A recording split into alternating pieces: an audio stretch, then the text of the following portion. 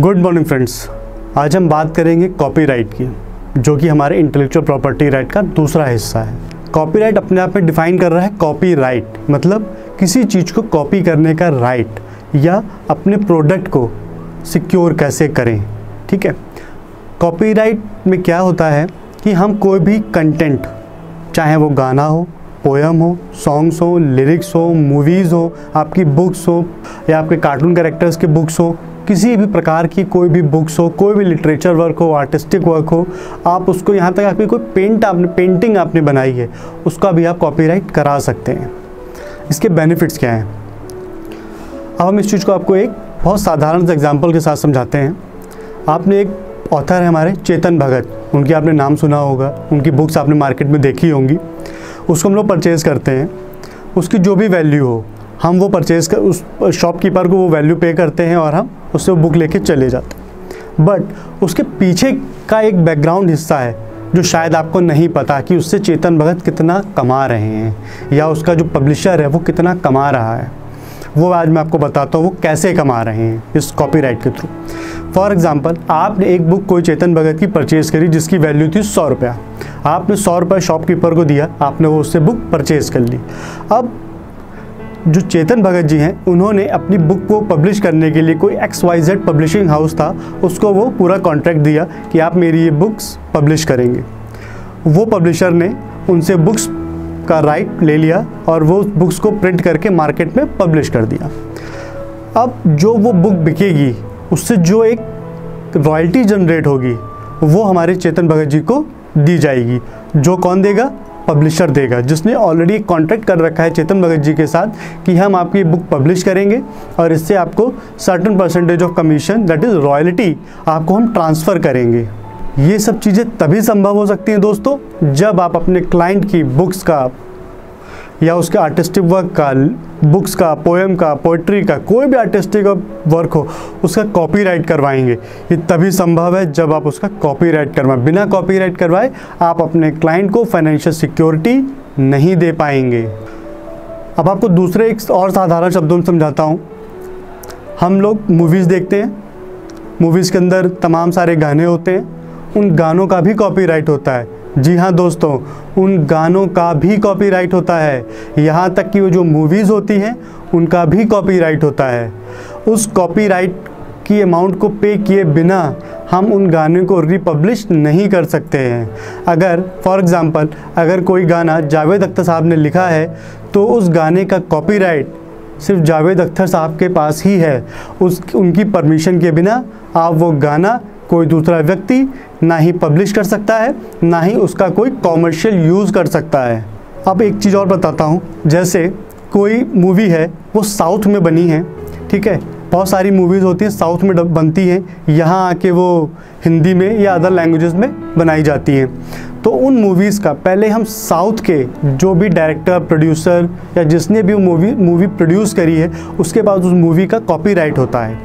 उस मूवी के कॉपीराइट हम उस प्रोड्यूसर से, डायरेक्टर से या जिसने भी उसको प्रोड्यूस किया है उससे परचेज़ करते हैं। जो भी वो कॉस्ट डिसाइड करता है वो हम उसको पे करते हैं। उसके बाद ही हम वो मूवीज़ हिंदी में, बॉलीवुड में हम बना पाते हैं, तभी आप उसको आप देख पाते हैं। अब हम दोस्तों बात करते हैं, जैसे कि हमारे कुछ स्लोगन्स होते हैं। जैसे मैंने आपको पिछली स्लाइड में बताया था कि घड़ी का एग्जाम्पल दिया था, पहले इस्तेमाल करें फिर विश्वास करें।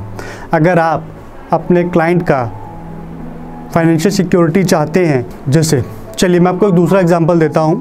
दोस्तों, आप सभी LIC का नाम तो आपने सुना ही होगा, जिसकी टैगलाइन है ज़िंदगी के साथ भी, ज़िंदगी के बाद भी।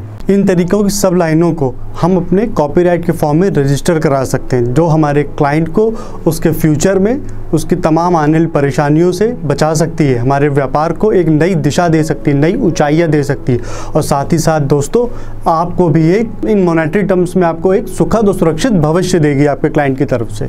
दोस्तों, हम अपने स्लोगन को, पंच लाइन को, टैग लाइन को ट्रेडमार्क के फॉर्म में भी रजिस्टर करा सकते हैं और कॉपीराइट के फॉर्म में भी रजिस्टर करा सकते हैं। बट दोनों में डिफरेंस क्या है कि हम उसको ट्रेडमार्क में भी रजिस्टर कराएं और कॉपीराइट में भी रजिस्टर कराएं। आइए इसका हम फ़र्क जानते हैं। फॉर एग्ज़ाम्पल, हमने पिछली स्लाइड में बात करी थी घड़ी की, जिसकी टैग लाइन थी पहले इस्तेमाल करें फिर विश्वास करें। घड़ी जो है सिर्फ और सिर्फ डील करता है हमारे सर्फ में, डिटर्जेंट में, इन सारी तमाम प्रोडक्ट्स में जो हमारे कपड़े धोने में, नहाने में, इन तरीके के प्रोडक्ट्स में यूज़ होता है, ठीक है। और जो एक घड़ी की टैगलाइन है, इसको घड़ी के अलावा कोई और यूज़ नहीं कर सकता, बट लेकिन इसकी अगर ट्रेडमार्क है ये, तो इसको घड़ी ही सिर्फ यूज़ कर सकता है।